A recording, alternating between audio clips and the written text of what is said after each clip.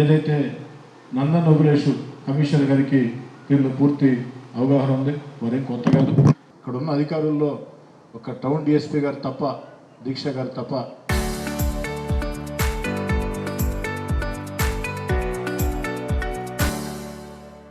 మిగతా అందరూ కూడా దీంట్లో అవగాహన ఉంది. అందరూ పనిచేసిన వాళ్ళే, అందరూ చక్కగా సమన్వయం చేసుకోవాలని నారాయణ సార్ మాట్లాడే ముందు నగర రిక్వెస్ట్, మేయర్ దేవరకొండ సుజాత గారి రిక్వెస్ట్ ఏమిటంటే వివిధ శాఖల్ని కోఆర్డినేట్ చేసే బాధ్యత నెల్లూరు నగర కార్పొరేషన్కి శేషగిరిరావు గారు చూస్తారు. ఎందుకంటే దాదాపు నాకు తెలిసి 20 చూసుంటా, 20 రొట్టెల పండుగలు చేసినాడు ఆయన. కాబట్టి శేషగిరిరావు గారు ఫోన్ చేస్తే ఏ డిపార్ట్మెంట్కైనా అది నారాయణ సార్ చేసినట్టే, నేను చేసినట్టే, అజీజ్ గారు చేసినట్టే. ఎప్పుడు దాకా రొట్టెల పండుగ అయిపోయిన దాకా, అవతలొద్దు, రొట్టెల పండుగ అయిపోయిన దాకా.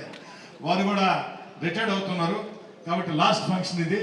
రిటైర్ అయిన అడిగి పోనేమో, ఏదో రకంగా తీసుకొని వచ్చి మళ్ళీ రొట్టెల పండుగ అన్నిటికి పెడతాం, దానికి ఇబ్బంది లేదు. ఒక 100 మందితో ఈ యొక్క బారాషాహి దర్గా కమిటీ కూడా వేయటం జరుగుతుంది. అది త్వరలోనే ఒక వారం రోజుల్లో వారు కూడా అందరూ కూడా సహకరిస్తారు. అదేవిధంగా పోలీస్ శాఖకు సంబంధించి డిఎస్పీ గారికి నా రిక్వెస్ట్ ఏంటంటే, కడప పీఠాధిపతి ఆ యొక్క గంధం రోజు ఇచ్చేస్తారు.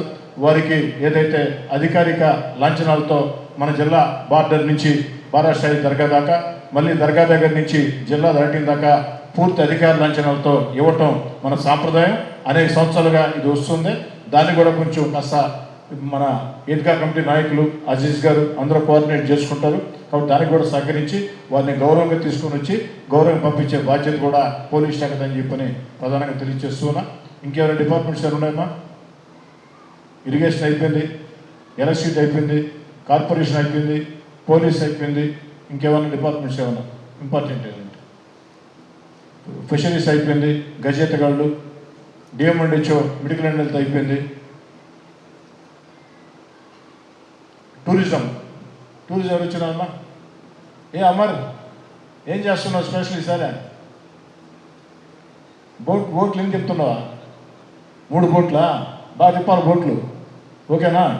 రైట్. నీకు చెప్పేది ఏమైనా చూసుకుంటావు కదా, ఒక 6-7 చూసుకుంటావా? Very good. నీకు చెప్పలే, జాగ్రత్తగా చూసుకో. కూడా ఆ సీసీ కెమెరాల ద్వారా మనం మానిటరింగ్ చేయటం అలవాటే. దాన్ని మేము ప్రధానంగా ముందుగా పార్కింగ్ ప్లేస్లు ఐడెంటిఫై చేసుకోవాలని చెప్పని గత సంవత్సరం ఏ పార్కింగ్ ప్లేస్లు ఉన్నాయో ఎంత కార్పొరేషన్ లిస్టు ఉంది, ఆ లిస్టు పోలీస్ శాఖ మీరు ఇచ్చేస్తే వాడు దాన్ని కోఆర్డినేట్ చేసుకుంటారు.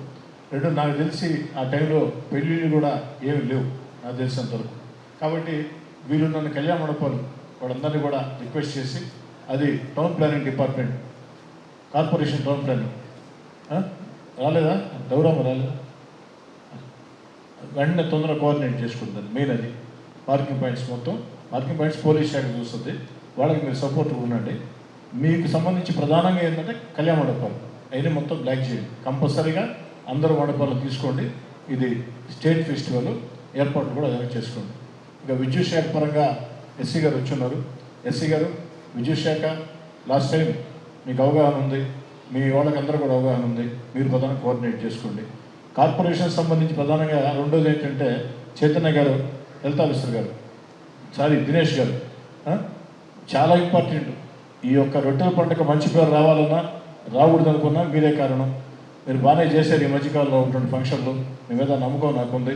మీరు తప్పకుండా కోఆర్డినేట్ చేసుకొని, గతంలో ఇక్కడ పనిచేస్తున్నారు హెల్త్ ఆఫీసర్లు వెంకటరమణయ్య గారు, వాళ్ళందరూ అవగాహన ఉంది.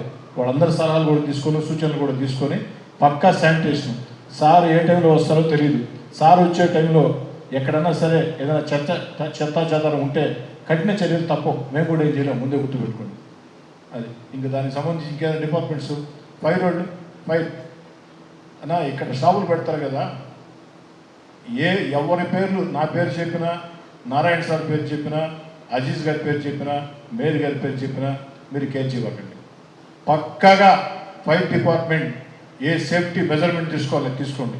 చాలా ముఖ్యం, చాలా ఇంపార్టెంట్. అది ప్రతి షాప్లో కూడా ఆ యొక్క ఫైర్ సేఫ్టీ మెజర్మెంట్స్ మొత్తం కూడా తీసుకోండి. దీనికి పూర్తి బాధ్యత మాది.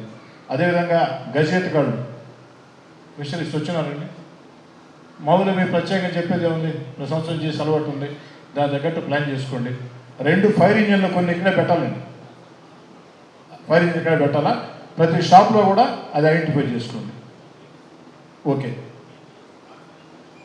ఓకే మెడికల్ అండ్ హెల్త్ చదువుచున్నారమ్మా. మీకు అలవాటే, మీరు క్యాంప్ పెట్టండి.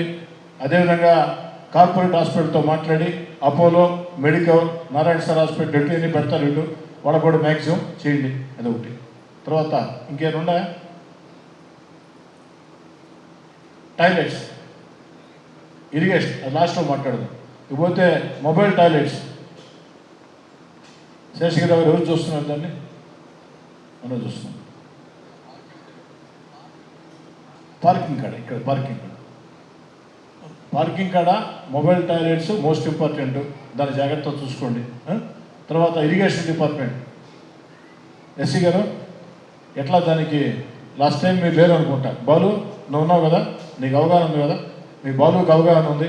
కోఆర్డినేట్ చేసుకొని అన్ని రకాల కూడా మీతో అటు మేయర్ గారు, అదేవిధంగా మా తమ్ముడు గిరి కానీ, మేయర్ గారు మన అజీజ్ గారు కానీ అందరు టచ్లో ఉంటారు. మీతో కోఆర్డినేట్ చేసుకొని వాటర్ లెవెల్స్ అవి కూడా జాగ్రత్త ఉండేటట్టు.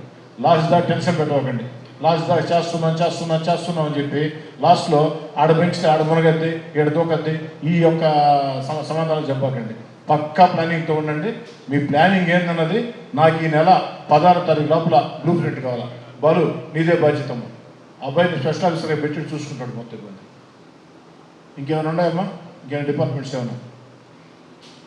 ఇది 414 సంవత్సరాల పైగా చరిత్ర కలిగిన బారాషాహి దర్గా. 2014-19లో నేను ఇదే శాఖ మంత్రిగా ఉన్నప్పుడు ఫస్ట్ ఇక్కడికి నేను అజీజ్ గారు రావటం చూడటం. ఆ రోజు పరిస్థితి మీకు అందరికీ తెలిసిందే. ఇప్పుడే అజీజ్ గారు చెప్పారు. టాయిలెట్స్ అంటే ఎలానో, యూరిన్ అంటే దాంట్లోనే పోసేవాడు. భయంకరంగా వాటర్ ఉండేది. అట్లాంటి దాన్ని యాక్చువల్గా ఏంటంటే ఆ రోజు దీని మీద స్పెషల్ డ్రైవ్ పెట్టి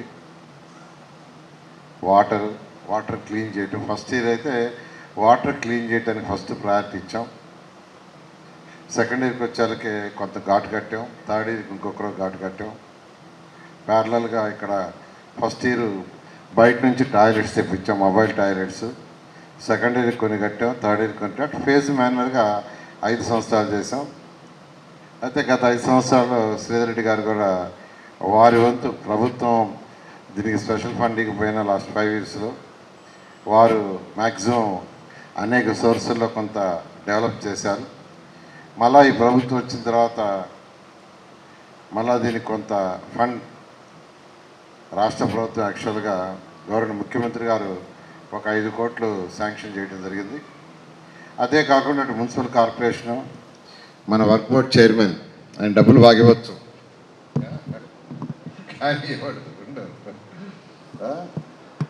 మొత్తం మీద ఒక సుమారుగా 10 కోట్లతో దీని వర్క్ను టేకప్ చేసేటట్టుగా మొదలుపెట్టారు. అటు శ్రీధర్ రెడ్డి గారు, ఎమ్మెల్యే గారు, వర్క్ బోర్డ్ చైర్మన్ ఇద్దరు ఆ డిజైన్స్ అన్నీ ఫైనలైజ్ చేసి టెండర్ కూడా పిలిచినట్టున్నారు. దాన్ని వీలైనంత తొందరలో కంప్లీట్ చేయండి. ఎందుకంటే 2014-19 వేసిన కాలం సరి మరొక 3 నెలలు 4 నెలలు ఉండేది, అయిపోయిండేది. సరే, తర్వాత వచ్చిన గవర్నమెంట్ ఫండ్స్ ఇవ్వనప్పుడు ఎమ్మెల్యే గారు ఏమి చేయలేరు. వారి వంతు ఎంతరూ చేయగలరో కొంత డెవలప్మెంట్ చేశారు బారాషాహి దర్గాని. అయితే రొట్టెల పండుగ అనేది ఒక నెల్లూరు టౌన్కో, నెల్లూరు కార్పొరేషన్కో, కానీ నెల్లూరు జిల్లాకు సంబంధించి కాదు. ఇది రాష్ట్ర పండుగ. ఈ రాష్ట్ర పండుగ కూడా 2014-19లో డిక్లేర్ చేయించాం. 14-19లో గవర్నర్ ముఖ్యమంత్రి గారు కూడా రావడం జరిగింది. ఇది రాష్ట్ర పండుగ. ఇది అనేక రాష్ట్రాల నుంచి ప్రజలు వస్తారు. నెల్లూరు జిల్లానే కాదు, అనేక రాష్ట్రాల నుంచి, పక్క రాష్ట్రాల నుంచి, కర్ణాటక, తమిళనాడు, మహారాష్ట్ర అక్కడి నుంచి కూడా వస్తారు. అనేక విదేశాల నుంచి కూడా వస్తారు. ఎందుకంటే ఇక్కడ వదిలే రొట్టెలో ఏదైతే రొట్టెని వదులుతారో ఆ రొట్టెని పట్టుకుంటే వాళ్ళు అనుకున్న కోరికలు నెరవేరుతాయని నమ్మకం లేకుంటే భక్తుల సంఖ్య పెరగదు. వాళ్ళు అనుకున్న కోరికలు జరగకుండా ఉంటే కూడా భక్తుల సంఖ్య పెరగదు. ఫస్ట్ 2014 ఫస్ట్ ఇయర్ చేసినప్పుడు 4 లక్షలు వచ్చారు. 4 లక్షలే. అదే 2019కి వచ్చాకే అది దాదాపు 14 లక్షలైంది. ఇలా 20 పెరుగుతున్నారంటే వారు ఏదైతే ఇక్కడ వచ్చి రొట్టెలు వదలటం, రొట్టెలు పట్టుకోవటంలో వారు ఏదైతే కోరుకుంటున్నారో అవి జరుగుతున్నాయనే దానికి నిదర్శనం అదే. అలాంటి ఈ యొక్క పవిత్రమైన స్థలాన్ని ఎంతో డెవలప్ చేయాల్సి ఉంది. ఈరోజు మనకు ఫైనాన్షియల్గా రాష్ట్రం అనేక ఇబ్బందులు ఉన్న గవర్నర్ ముఖ్యమంత్రి గారు దీనికి శాంక్షన్ చేశారు. కొంత వర్క్ బోర్డ్ కొంత ఇస్తుంది, మున్సిపల్ కార్పొరేషన్ కొంత పెడుతుంది. దాంతో అట్లీస్ట్ అజీజ్ గారికి నేను ప్రత్యేకంగా చెప్తున్నా, శ్రీధర్ రెడ్డి అయితే రెగ్యులర్గా ఉంటుంటారు. కనీసం నెక్స్ట్ మహారాష్ట్రకి దర్గా కన్నా దీన్ని 100% పూర్తి చేయమని నేను వారిని రిక్వెస్ట్ చేస్తున్నాను. 100% పూర్తి చేస్తాను 1 ఇయర్. ఓకే, సరే. దీని గురించి కాస్త డిఫరెంట్ డిపార్ట్మెంట్స్ ఉన్నాయి. అటు మున్సిపల్ డిపార్ట్మెంట్ కావచ్చు, మెయిన్గా వాళ్ళ డ్యూటీ, వారి యొక్క వర్క్ శానిటేషన్, తాగటానికి చక్కగా మంచి వాటర్ ఇవ్వటం, తర్వాత నీడలు ఎక్కడైతే స్నానాలు చేస్తారో అక్కడ నీరు స్వచ్ఛమైనదిగా చేయటం. దానికి ఇప్పుడు అదే చెప్పాడు. 2014-19లో చిన్న నలకలు పురుగులు ఉన్నాయి. 14-19 ఫస్ట్ వచ్చినప్పుడు అక్కడ ఆ ఎడ్జిలంతా నల్లగా పురుగులు నీడలో ఉండేవి. వాటినన్నిటి తెల్లటి గుడ్డ తీసి పట్టించారు. దాన్ని ఎవరీ కంటిన్యూ చేశారు. అంటే వీళ్ళు వచ్చి అక్కడ ఏదైనా వేసినప్పుడు, ఆకులు కానీ ఏదైనా వేసినప్పుడు అవన్నీ తీసేయడానికి వైట్ క్లాత్ పెట్టి చేశారు. సో కమిషనర్ గారికి చెప్తున్నాను, కంటిన్యూ చేయండి. చిన్న నలక కూడా లేకుండా చేయండి. ఈ సరౌండింగ్స్ అంతా శానిటేషన్ పర్ఫెక్ట్గా చేయండి. ఎవరికి కూడా డ్రింకింగ్ వాటర్ ప్రాబ్లం రాకుండా చూడండి. టాయిలెట్స్, చక్కగా టాయిలెట్స్ కట్టారు. అవన్నీ కూడా యాక్చువల్గా క్లీనింగ్, కట్టడం కాదు, అవి మెయింటైన్ చేయటం. అదేవిధంగా లోపల ఎవరైతే అక్కడ నీడల్లో మునుగుతారో బయటకు వచ్చిన తర్వాత స్నానం చేయడానికి లేడీస్కి, జెంట్స్కి సపరేట్గా యాక్చువల్గా కట్టి కొళాయిల ద్వారా ఏర్పాటు చేసాం. వాటిని కూడా మీరు ఏర్పాటు చేయండి.